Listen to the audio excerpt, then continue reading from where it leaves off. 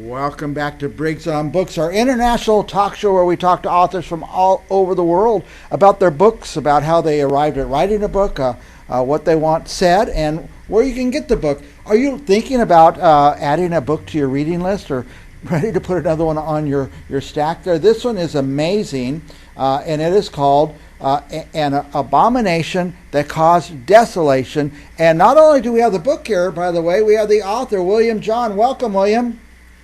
Thank you, Mike. An Abomination That Caused Desolation. There's more to the title, isn't there? Yeah. Tell us about the book and the title. Yeah, so it's an abomination that caused desolation, examining biblical prophecy in light of the COVID age. Now, when did you start writing this? I started this in November of 21 and finished writing it in 23. Yeah. But it took me about 2 months to actually write it. So. Yeah. Now, this is the kind of book I read, by the way. I like nonfiction. I like to study biblical prophecy and things like that. But I'm kind of a nerd, William. Who's going to want to read this book? Nerds? No. I'm in. No. I'm just kidding. I think it's a book for all ages, all genres. It really, I don't try to make anybody feel uncomfortable with my findings. I do take apart an ancient prophecy from Daniel called the Abomination That Causes Desolation. It was reiterated by Jesus Christ in Matthew, Luke, and Mark, and I just kind of felt a need to help us get out of this mindset that Jesus Christ was coming out of the clouds to save us all, to save humanity. And Jesus Christ said, "It is finished." He was a fulfillment of the law and the prophets. So when he came back, when he came the first time, he fulfilled all the law and the prophets. And this abomination that causes desolation was an examination of, did it happen? Is it happening? Did it happen with COVID?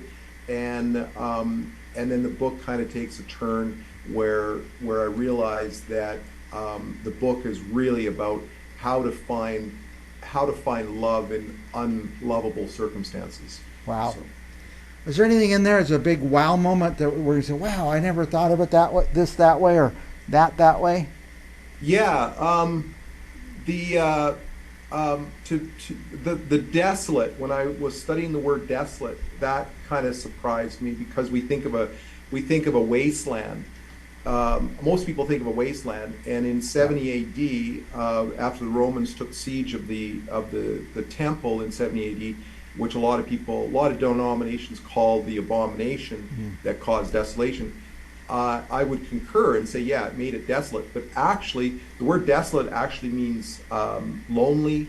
It means desperate. It means like our inner temple is desolate. So that was an interesting finding for sure. Yeah. Did you have to do a lot of research for this book? No, because I spent 25 plus years in Christian denominations, and I read an interesting book in 2018, and my whole life I was interested in Revelation and old prophecies and stuff like that.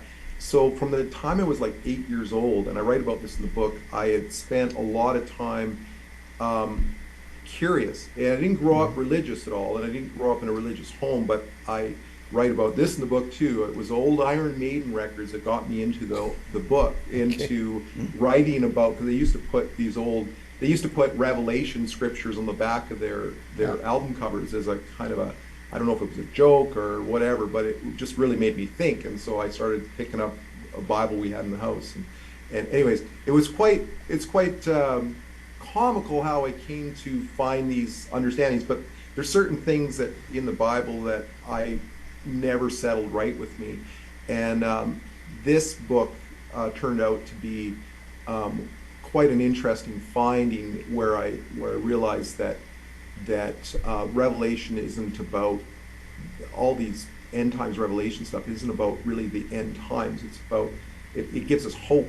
It's supposed to be about hope, but modern denominationalism has turned it into this crisis that everybody's trying to watch for something, and so I've had a lot of people look at the book, especially in the Christian community, and go, "Oh, we're not going to read this book because it's going opposite." But it actually really reconfirms the love that God, whatever you want to aspire to or think about God like, really loves us and created an earth that's amazing. And so.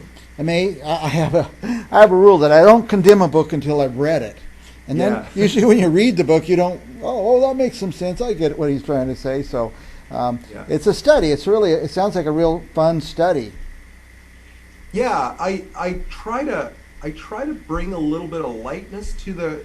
I try to bring in, I'm kind of sarcastic a little bit, only because there's been such a strong narrative to make us believe a certain thing, and I try to lighten it up. I know the editor, when he sent it back to me, he said, "I like your it's not sarcasm in the sense that I'm trying to be just lighten the load, because it's such a heavy topic." It's a heavy topic, yeah. But it sounds like it's been churning in your head for years and years and years. Did you always think that you would turn this knowledge into a book? I enjoyed writing poetry in my 20s. I wasn't a very, I didn't enjoy literature when I was a kid. I was more mathematical. I had a very mathematical, mechanical mind. So I never, as a youth, but then I compiled a book in my mid-20s, just about the life and experiences. And so I didn't really think about an abomination that caused desolation as a book, but I had developed a love for writing, and so I think this book was come out at the right time. And did COVID trigger this for you? Oh yeah, absolutely, 100%. Yeah. Interesting. So Iron Maiden lyrics got you to read Revelation. So I don't know a lot of people who read Revelations.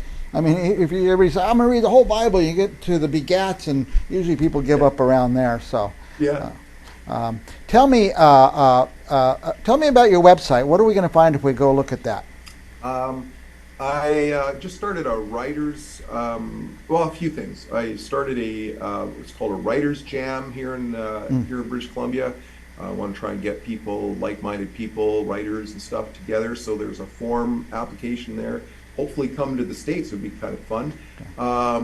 So there's that. I've got blogs. I've been updating a little bit with blogs and blogs. So I'm trying to just keep it active, and so that a person can go there week to week and might see something different. So. And by the way, what formats is your book in? Is it on Kindle? All formats, from what I understand. It's not. I don't have it on audio yet. We are working on that. Yeah. I'm glad we talked, because I probably would not have picked up this book to read it, because it looks very heavy. It looks like, oh my God, it's very dark and heavy and religious and things like that. But I don't think it is. It's not dark or heavy, and it may even be light and fun. Yeah, it does dive into a little bit of. It does dive into history, and so I do my best to try. Like a friend told me, he read the book, and it does look heavy, but I teeter. He said I teeter on the common ground, which I thought was a neat way. That's fun. Yeah. So. I mean, it's here's the cover again. The abomination that caused desolation. But no, it's nice. It's gonna be a fun read. You've convinced me. You've convinced me, William John. We're about out of time. Anything else you want to tell our viewers about the book, or about you, or anything you want to touch on in the whole world? Well, like we discussed, the book took a turn in the end couple chapters, and I really realized that everything I had walked away from in my life in 2018, being the Christian church itself, I realized that after writing this book, that it really is about finding that peace and love inside you. And I do my best at the end of the book to really examine that. And it's all about examining the heart. And even though, the symbolism of the black heart is consumed by all this media and misinformation, lies and deception. And underneath that black heart is a red flesh. And the Bible says that you need to have your heart turned to flesh, right? Mm-hmm. So this is the symbolism behind that. So yeah. And by the way, John, I just get what's on the cover. Took me till you said black heart, red flesh. I get that now. Yeah. Well, where can people find your book? You can get it on Amazon. If you check out my website and send me a message, I will send you a copy through the mail. We can, whatever works. But it's on Amazon and the usual places. Amazon and Indigo and all the fun stuff. So, if I was going to give this as a gift, who should I give it to? I think spiritually, people who had a spiritual experience in 2020. I met lots of them. I think this would help to help develop that understanding of what they went through. Mm-hmm. Also, anybody who may be in a very strong mindset, they may end up putting it down, but if they can get through it and read it, I think they would really enjoy it. Yeah. So. Sounds like anybody who lived through COVID might get something out of it as well. Oh. I don't think they have to be religious people or people of faith, but anybody. So this is exciting, John.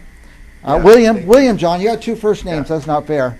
All right. Well, that's my pseudonym. William John, and my last name is actually Dyke, but it's I love the power of those two given names. So yeah. Here's another pseudonym or something. The Vessel, William John. The Vessel is the we're all vessels. And so I just call myself a vessel because we're vessels for whatever. Yeah. It takes me a minute with everything you do. The Vessel, William John. I get it now. Yeah. All right. Yeah. Thanks for coming on. I hope you'll come again and again. I could talk to you all day. So. Yeah, I love it, Mike. Thank you. All right. And for our viewers, stick around. We're going to have another author come on right after this.